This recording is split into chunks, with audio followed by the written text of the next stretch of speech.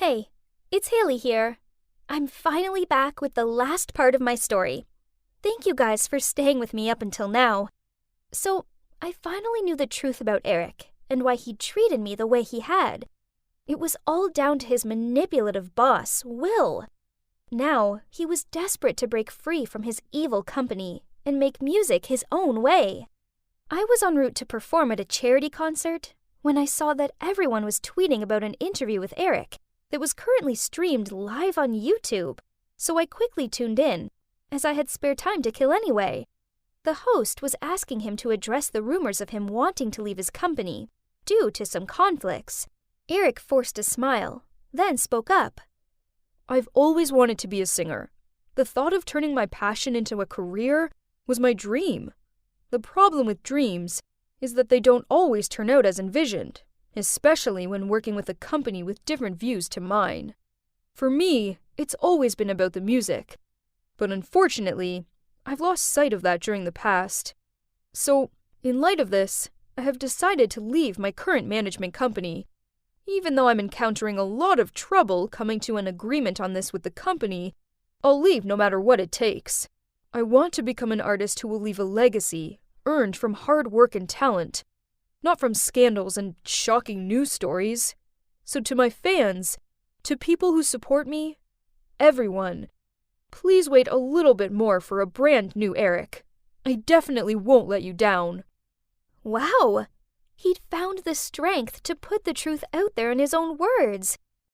Throughout the interview, he also unfolded some other manipulative things that the company had done to him.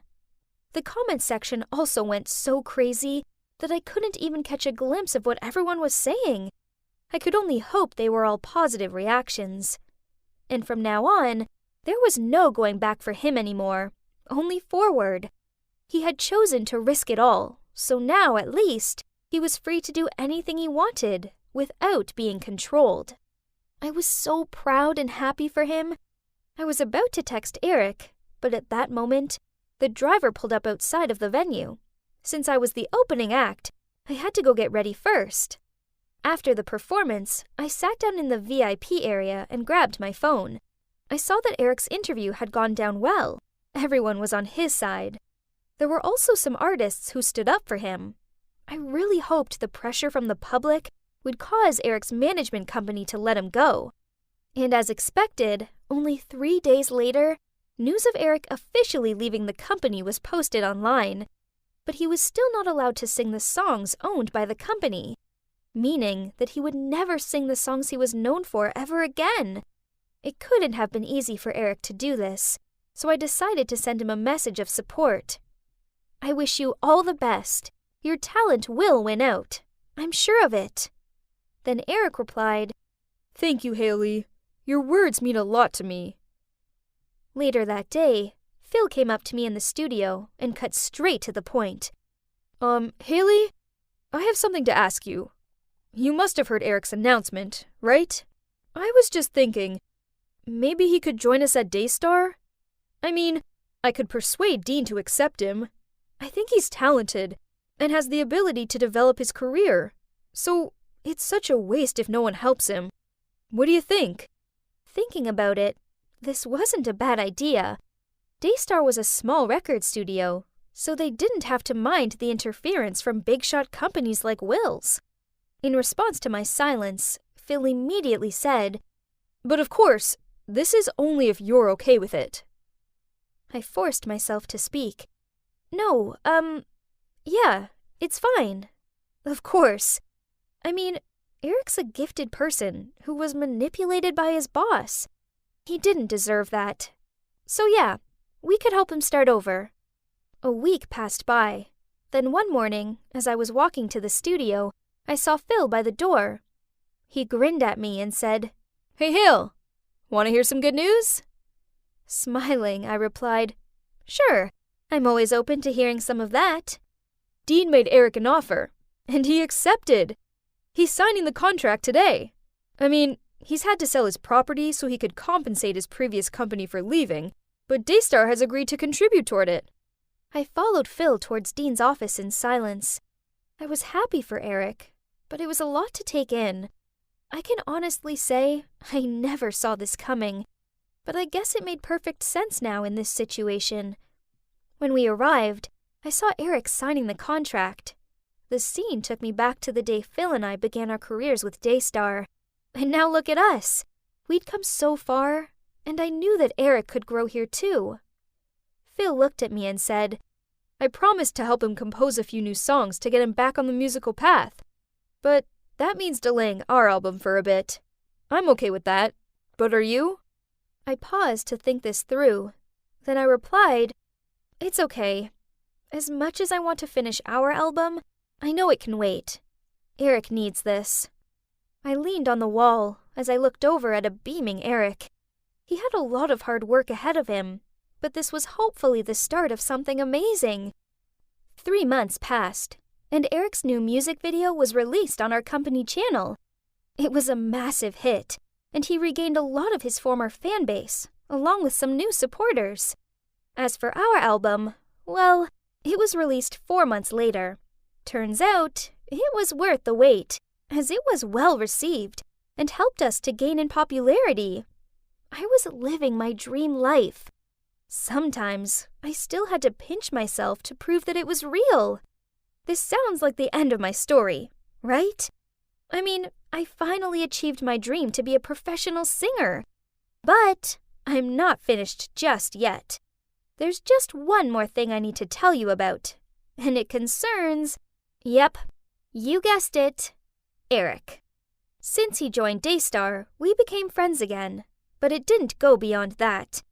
We were both so busy with work and had so much history. I don't know, it just seemed easier to leave it at that. Sometimes I caught him looking at me, and I found myself wondering if he still had feelings for me. Then I reminded myself of how he'd treated me in the past. Could I ever trust him again? But then something happened, and it changed everything. My schedule had been crazy busy, so I often came home late. That's when I noticed the same car following me home. Then, when I looked out of my window, I'd see that blue car parked up outside. It stayed there the whole night, and sometimes, when I looked through the window, I could see this guy smoking and looking up at my apartment. I loved my fans, but this guy wasn't like my regular sweet fans that wanted selfies and hugs. No, his creepy behavior was freaking me out. So, I hired a bodyguard so I'd feel safe. It worked, as the stalker hasn't shown up since. But one evening, I was at a concert after party when my bodyguard said he had a family emergency and he had to go. He told me he would ring his colleague up and arrange for him to take me home. But then Eric, who was standing near, said, Haley, I can take you home. Oh, I don't want to bother you, I flustered. Well, I don't mind. I'd feel better knowing you got home safely, Eric quickly said. I didn't want to be waiting around ages for a bodyguard I didn't know to show up, so I agreed. Besides, I hadn't seen the stalker in weeks, so I'd be fine, right? Wrong, as that night, my stalker showed up. On the way back, Eric noticed a car that seemed to be following us. I nervously turned to look back and realized it was that blue Chevrolet that has been haunting me for months. It's the stalker! Oh no! Why now? I gave Eric directions for a shortcut back to mine, hoping this would confuse the stalker. It seemed to work, as I couldn't see his car anymore. Then Eric said, Haley, are you okay? Please don't worry. I won't let anything happen to you.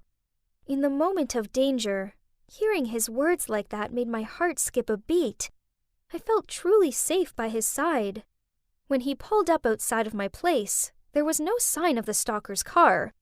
Still, Eric insisted on walking me to my door. Suddenly, a figure jumped up out of the shadows and grabbed Eric, then threatened him with a weapon. I didn't know what to do. It was horrible. Then the stalker yelled, Haley, I love you! You belong with me, not him! Come with me now, else he'll die! My voice was shaking as I said back, No, Please, I'll come with you. Please let him go." But then Eric yelled out, "Haley, go inside!" Then before I had time to process what he just said, he elbowed the stalker in the ribs and was tackling him to the ground. In a panic, I ran over and helped Eric by hitting the stalker with my purse.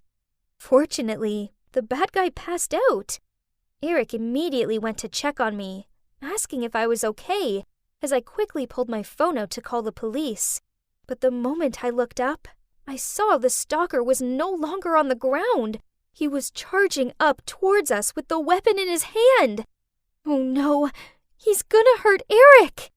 And without a second thought, without a moment to spare, I pushed Eric to the side and spread my arms out to cover him as I screamed, "Watch out!"